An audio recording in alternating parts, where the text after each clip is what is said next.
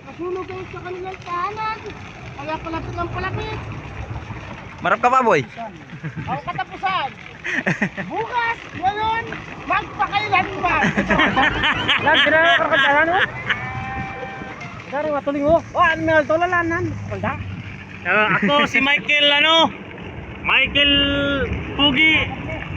Nagbabalita. Walang pinaportahan. Serbisyong totoo lamang. Dahil di natutulag ang balita, nakatutok kami. Tasunog na po.